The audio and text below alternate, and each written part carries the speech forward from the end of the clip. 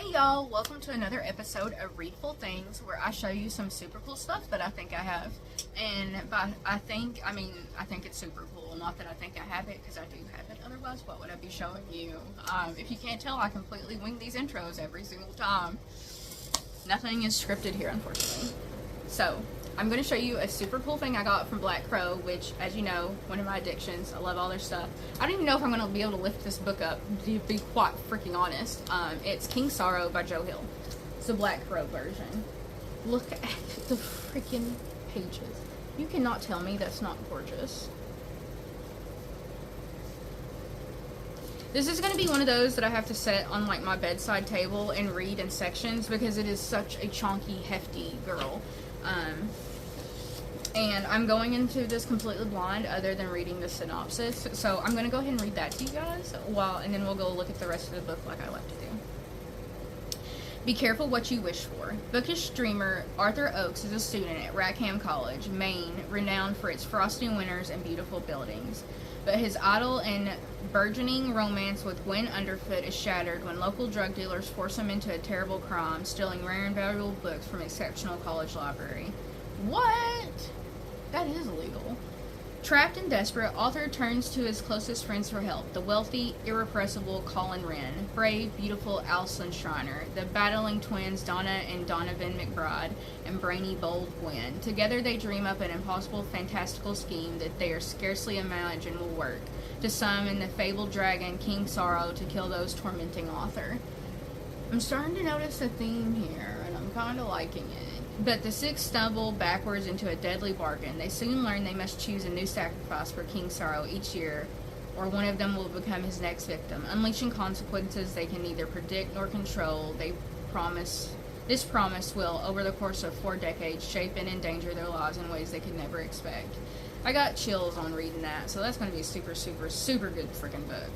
Worlds were a dragon's weapon, every bit as much as fire, is a quote on the back of it. Now, I took the dust jacket off so I could show you the artwork underneath. I'm freaking telling you, all out. Is that not stunning? And then you open it up, of course. Beautiful inside cover. And then it's signed by Joe. I know, this is my first Joe Hill signed book, so I feel like, yeah! In association with the broken binding, which, as you may or may not know, is also another addiction that I have for books. But this book is just so beautiful. It's so heavy. I know I've teased everybody as they've gotten theirs. How are you holding that with one hand? As I'm clearly holding it with one hand. But look at that. Just the artwork. And then I'm going to flip to the back and show you the inside cover of it, because it's just a little bit different as well. It's just freaking gorgeous. I love all of Black Crow's books and things. I got distracted by my cat. He decided to jump up on here because he also likes books. So I'm going to move this over here real quick. But this is King Sorrow by Joe Hill, done by Black Crow Books. Super, super beautiful, signed, all of that fun stuff. The cat just jumped down. But again, Joe Hill, King Sorrow. This is going to be one of those books I have to read in sections. I'm setting it over here on my other table. It's probably going to tip over and break. At the same time I got that book from Black Crow, I got the bundle, Coffin Moon, which I did recently finish reading. I actually ran and grabbed it from my library while I was waiting to get it from Black Crow, because I was like, I can't wait. Everybody's reviews of this book was like, there's no way it's this good. And let me tell you, it's this good. So Coffin Moon, it's got the gilded edges. And I know you're probably like, usually Coffin Moon's orange. It usually is, but this is the Black Crow version. If you have not read this yet, I'm telling you, get on board with the hype. I was side-eyeing it, and now I'm just like, love it.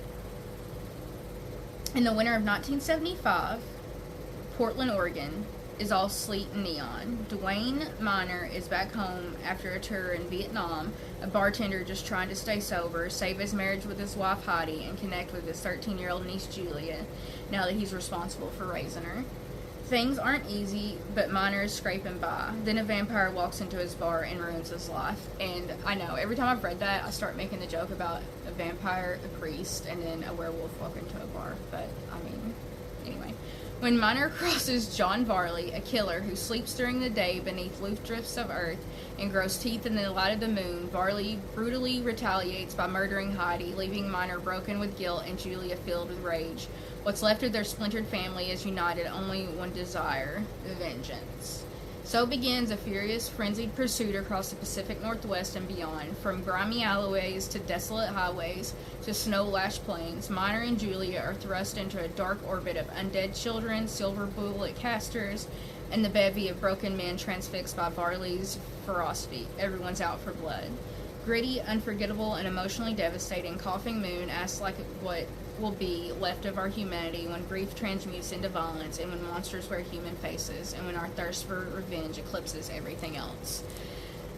Salem's Lot is one of my favorite books in the entire world, and this is like, I got not a spin-off, another level of the Tower, if you will. I'm telling you, this, one of my favorite books that I've read this year, and I'm not saying that just because I have the special edition version. I'm saying it because it was just one of my favorite books this year. I'm that person. It was just amazing, and I can't believe I put off reading it for so long because I know it's been out for a little bit, so shame on me, Alexis.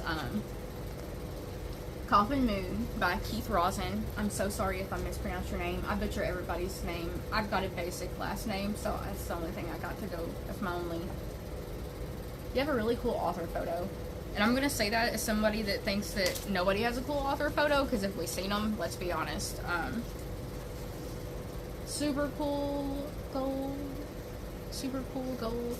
And then you open it up, of course. I like how they did this part. It just adds like such an extra element to it. And then the gilded edges. I'm not much of a sucker for gold. Like, I don't really care. But... And then this one's numbered. I got number 360. One day, I would just love to be able to get like number 13 in all of my numbered books, but I don't know, that's like a hot dream. And you open it up and it's there. And again, if you haven't read this book, you guys really need to check it out because it is absolutely freaking phenomenal. I regret putting it off and not reading it earlier. And I will be checking out his other books too, which I also have pre-ordered from Black Crow because, you know, again, your girl's a huge Black Crow person. If Black Crow's making the book, it's got to be good, right?